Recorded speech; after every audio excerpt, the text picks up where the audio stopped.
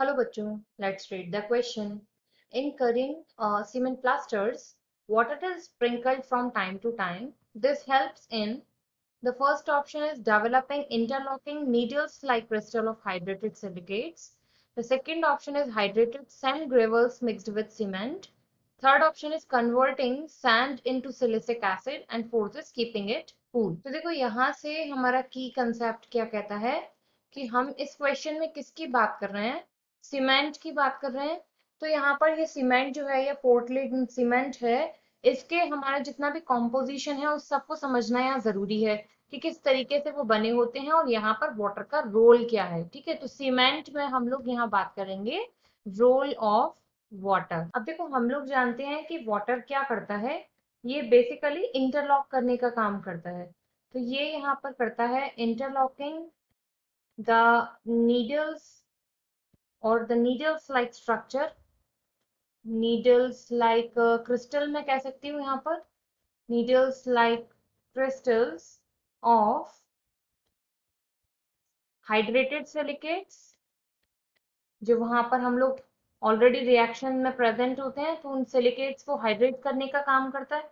अब देखो बेसिकली ये जो रिएक्शन होता है यहाँ पर सीमेंट का, इसमें कुछ चीजें इंक्लूडेड रहती हैं, ऑलरेडी जो प्रेजेंट रहती हैं। वो हमारा होता है यहाँ से एक तो कैल्शियम एल्यूमिनेट और साथ में आपके वहां पर होते हैं कैल्शियम सिलिकेट्स। ठीक है, ये दो आपके वहां पर रिएक्शन में ऑलरेडी प्रेजेंट होते हैं। अब देखो होता क्या है, ये इसी फॉर्म में नहीं होते, कैल्शियम एल्यूमिनेट और कैल्शियम सिलिकेट की फॉर्म में। ये जब हम सीमेंट का फॉर्मेशन करते हैं या जब आपके पास आता है तो उसमें ये कुछ कंपाउंड्स बने हुए आते हैं। एक तो उसमें आता है आपके पास कैल्शियम हाइड्रोक्साइड और दूसरा आपके पास आता है वहां पर एल्यूमिनियम हाइड्रोक्साइड। ये दोनों वहां पर प्रेजेंट होते हैं। अब जब क्या करते हैं, आप जब इसमें वाटर का कंटिन्यूअसली यहाँ पर स्प्रिंकल कर रहे हैं तो वाटर की प्रेजेंस में क्या होता है, हाइड्रोलिसिस।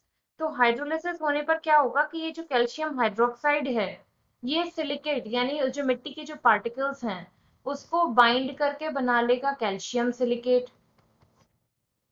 ठीक है, ये कैल्शियम हाइड्रोक्साइड। और ये जो एल्यूमिनियम हाइड्रोक्साइड है, ये वहां पर क्या करता है, जितनी भी इंटरस्टिशीज वहां प्रेजेंट हैं जो सिलिका में बन गई हैं, ये उनको फिल करने का काम करता है। तो जितने भी वह गैप्स हैं वो आपका एल्यूमिनियम हाइड्रोक्साइड फिल कर देगा और जितना भी वहां पर जो सिलिका है उसको बाइंड करने का काम कौन करेगा, कैल्शियम हाइड्रोक्साइड। तो ऐसे क्या होगा कि आप कंटिन्यूसली जब वाटर का स्प्रिंकल करते जाओगे तो जो सीमेंट है वो धीरे धीरे करके स्ट्रांग होता जाएगा। अब अपने ऑप्शंस पर चलते हैं।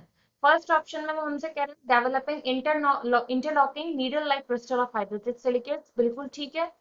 सेकेंड की बात करें, hydrated sand gravel mixed with cement, इसके लिए हम यहाँ पर वाटर का स्प्रिंकल नहीं करते ताकि वो ग्रेवल जो है वो सीमेंट में मिक्स हो जाए। तो सेकेंड ऑप्शन आपका रॉन्ग हो जाता है।